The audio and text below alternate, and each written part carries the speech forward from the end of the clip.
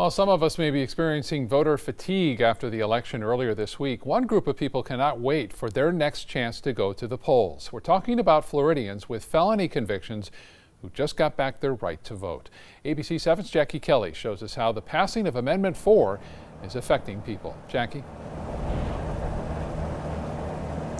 Scott, when some people get convicted of a crime and end up in places like the jail behind me, it's easy to feel like they'll never be able to fit back into normal society. But now, after felons complete their sentence, they get back the right to vote, which one man tells me is the best gift that he could ask for.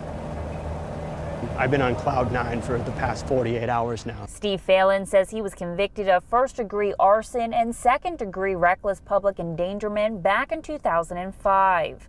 Since then, he has completed his sentence of house arrest and probation, but until the passing of Amendment 4, he hasn't been allowed to vote.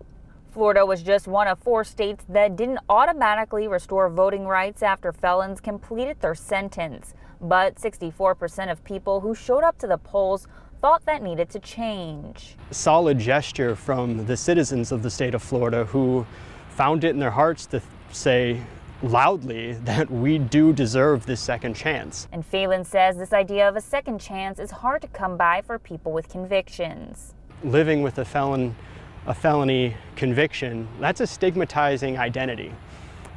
And it is one that bars access to certain jobs. It is one that carries a sense of distrust whenever this identity comes to light. But knowing that people are willing to grant this second chance, it makes having this identity a little less scary when it comes down to my future growth.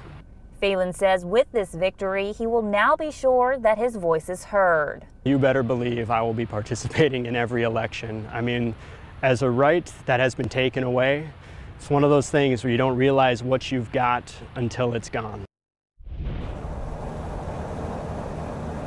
Now, this amendment, which was supported by people on both sides of the aisle, goes into effect immediately, but it does not apply to people who are convicted of murder or sexual offenses.